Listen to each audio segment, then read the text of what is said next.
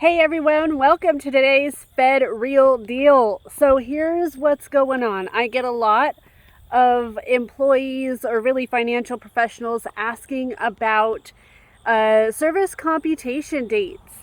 So there are several different service computation dates a federal employee can have, but there's two that are so important. So there's two SCDs that you really need to be considering when you're looking at, what's going on for retirement and or leave.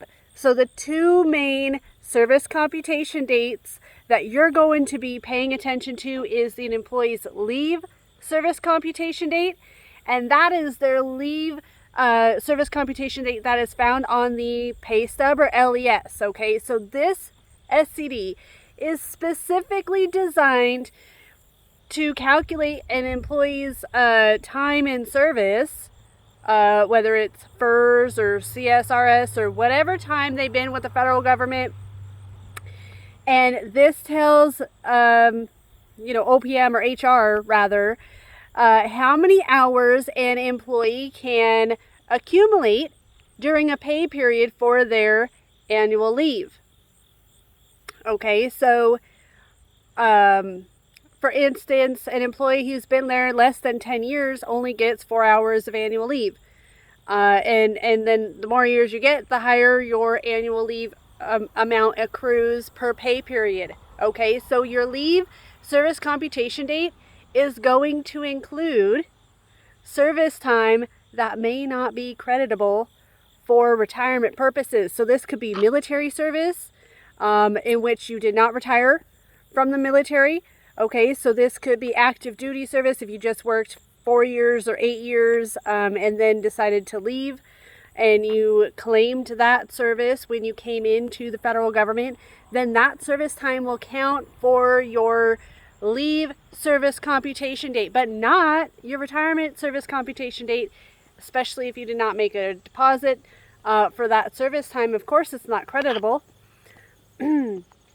So there's also other service time that can be counted in your leave service computation date, and that is temporary or what we call non-deduction service. So now this is service time in which an employee has worked in the federal service but did not contribute to a retirement program. So they didn't contribute to CSRS, they didn't contribute to the FERS program, and so because they did not contribute to the respective retirement program, guess what? They don't get credit for retirement purposes, or they may get credit if a deposit is paid, but only it depends on when that service time was. So for FERS employees, you can only make a deposit for temporary service that was prior to 1/1 of 1989. So any temporary service time, whether it was as a student trainee or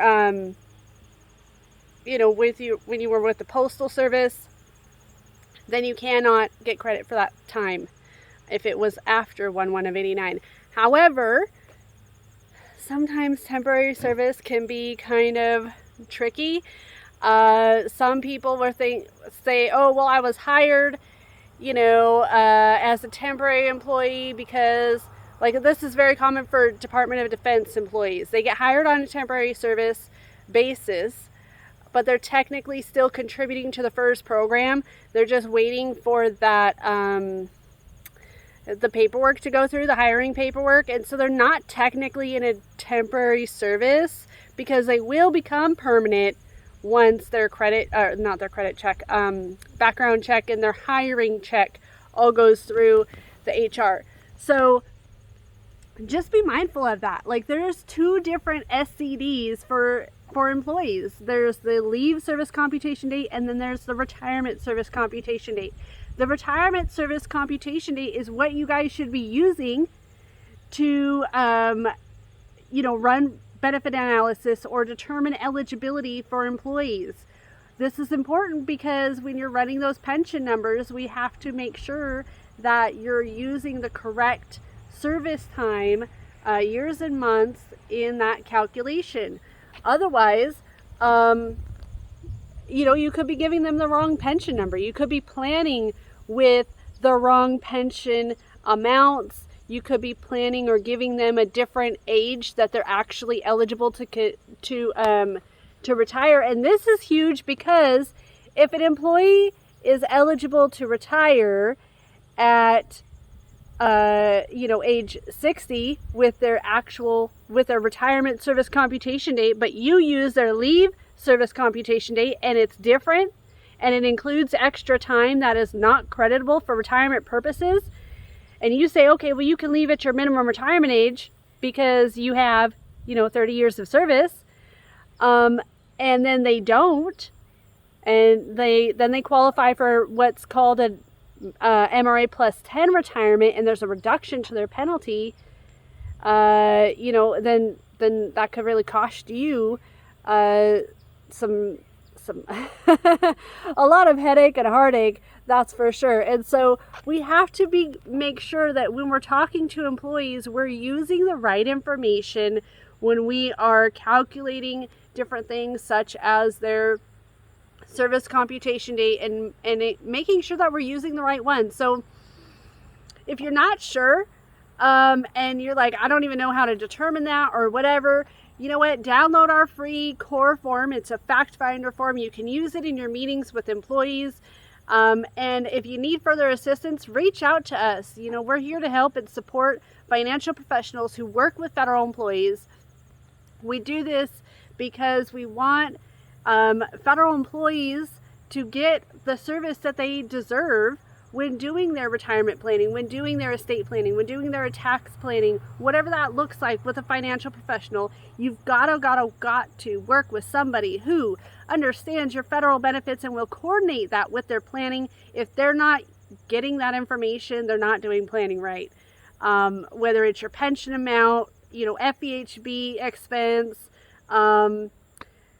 oh gosh, there's so many different things. Your FEGLI, your TSP, right?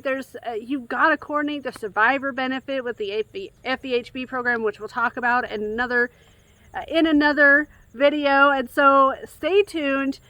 This is the Fed Real Deal. We want to tell you guys what's really going on with the federal benefits, and to help financial professionals and insurance representatives understand what the deal is, so they can provide the best service for their federal employee communities. All right, we'll talk to you guys soon. Bye.